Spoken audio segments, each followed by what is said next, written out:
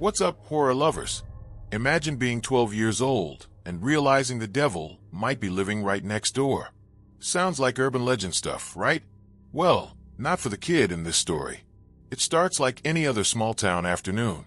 School bag slung over the shoulder, sneakers slapping against the pavement, the smell of fresh-cut grass in the air. But waiting just beyond that white picket fence was a man with a smile too wide and eyes that just didn't blink enough. A man planning something wrapped in red, white, and a whole lot of blue lies. You're not ready for how this plays out. Back in 7th grade, our narrator was just a regular kid. Quiet neighborhood, patriotic house, the kind with eagles on the mantle and flags in every corner. But across the street lived a man who always felt wrong. He looked friendly enough, early 40s, clean lawn, overly chatty.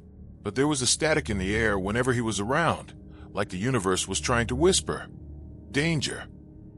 One afternoon, walking home under a crisp sky, that man sat perched on his lawn chair, staring. "Hey kid," he said, "got a red, white, and blue sale going on in the backyard. Want to check it out?" Now this wasn't some lemonade stand invite. Something in his tone felt off, too eager, like bait. The kid, smart beyond his years, smiled nervously. "Sure," he replied, "but I gotta go get some money first." Then he walked away, faster than before. But instead of heading home, he knocked on the door of another neighbor, a towering ex-con covered in prison ink, now a family man trying to live clean. Most folks crossed the street when they saw him coming. But the kid, he trusted him more than anyone in town. "Red, white, and blue sale, huh?" the ex-con said, eyes narrowing like a man who'd seen evil before and wasn't about to let it slide. They crossed the street together, each step heavy with suspicion. When they reached the backyard, sure enough, there were random items, flags, old fireworks, plastic plates. It looked legit, but it felt like a stage set for something darker. Like if you turned your back too long, the lights would flicker and you'd never leave. The man, let's call him Mr. America, gave a crooked grin. "See, told ya. Freedom on discount." But the prison-tattooed neighbor didn't laugh. He scanned the yard like it was a crime scene, eyes darting to the shed, the basement windows, the too quiet wind. He asked a few harmless questions. Got too many vague answers. Then he nodded, took the kid's shoulder, and said it was time to go. What Mr. America didn't see was that as soon as they got home, the neighbor picked up his landline and called the cops. "Something's not right," he told them. "That guy's putting on a show, and it ain't no 4th of July barbecue." Then he told the kid's parents, who from that moment on told their child to walk on the opposite side of the street, like the pavement itself might shield them from whatever nightmare that backyard had nearly become. Fast forward 2 years. The same kid is now in high school, scrolling through local news on his phone. There it was, in black and white, Mr. America arrested. The charge? Attempting to lure a child into his home. Suddenly everything snapped into place. That strange sale, that forced friendliness, the way his backyard looked like a set. It wasn't just a gut feeling back then. It was a trap, a mask, and they'd barely escaped. The kid, now older, messaged the ex-con neighbor on Facebook. "Hey, remember that day?" And yeah, he remembered. The guy even told him he'd been worried enough to report it back then. And thank God he did. Because predators don't always wear fangs. Sometimes they wave flags. Sometimes they sell patriotism like candy, just to hide the stench of rot underneath. Nobody ever saw Mr. America return to that neighborhood. But for years after, the backyard stayed empty, overgrown, like the earth itself was trying to bury what had almost happened. Kids crossed the street without being told. Dogs barked at the fence line. And no matter how many summers came and went, nobody ever dared to peek over that backyard gate again. We talk a lot about monsters under the bed or shadows in the woods. But the real terror? It's the man mowing his lawn with a polite nod. The one who knows your name, your school, your route home. Evil isn't always loud. Sometimes it's polite, patriotic, patient, waiting for a moment when a kid walks home alone and lets curiosity win. So here's your warning, horror lovers. Trust your gut. If someone feels off, they probably are. And if you're lucky, there's someone tougher, tattooed or not, watching your back. Because not every scary story ends in blood. Some end in wisdom and survival. But make no mistake, this one came way too close. Red, white, and blue, almost painted red. New neighbors are always a gamble, but what if they were hiding a corpse-worthy secret? Picture this: middle school, suburbia, 1980s. Quiet streets, bikes on lawns, summer air thick with sprinklers and innocence. Then they showed up, odd folks, stiff smiles, and two little kids who didn't seem quite right. Nobody knew their names. They never played outside. And though we never heard a sound from their house, the woman crossed the street one day to nervously apologize to my parents for the screaming. Only problem, we never heard any. At first, it just felt like another weird family. Every neighborhood has one, right? But something festered beneath their freshly painted shutters. A tension, like their entire house was holding its breath. Then, one afternoon, everything burst. My dad was home alone when he heard the mother scream. A jagged, raw noise that sliced across the street like a siren. He bolted outside, heart in his throat. She was in the backyard, crumpled near the patio, sobbing over the limp body of her youngest child. The cops arrived fast. Then more. Then more. Unmarked cars. Police tape. Officers whispering into radios with faces like stone. To my middle school brain, it looked like a movie set. Only the horror was real. The boy was dead. At first, they called it an accident. He fell, the mother claimed. Hit his head. But that lie couldn't hold water. Not when the bruises told another story. Not when the autopsy showed blunt force trauma. The truth peeled itself open like a rotting fruit. She had beaten him to death. And she didn't stop there. She tried to stage it, arranged the body like he'd tripped, smeared blood where she thought it made sense. But murder leaves fingerprints deeper than DNA. When the police started digging, they found more than blood. They found a history.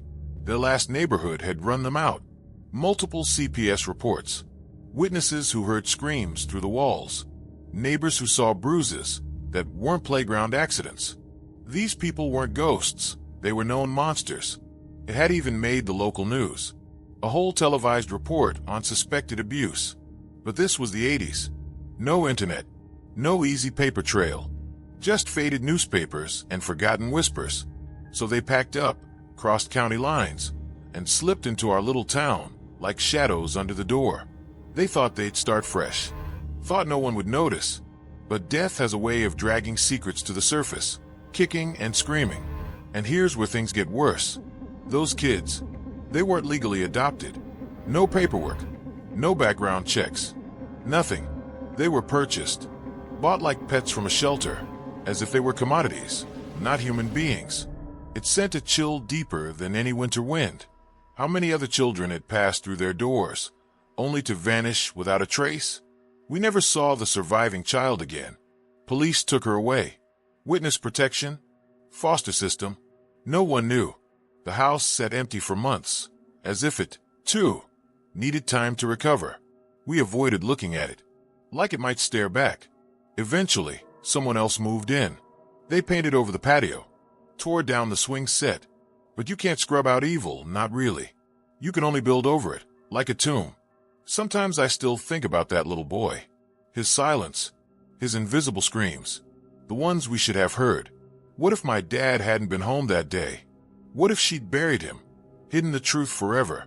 How many other small coffins lay beneath freshly mowed lawns, holding secrets that never made the news? So next time new neighbors move and watch, listen, that strange apology, the one that doesn't make sense.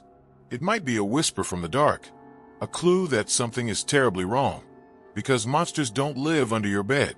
They live across the street, behind drawn curtains, and sometimes they smile.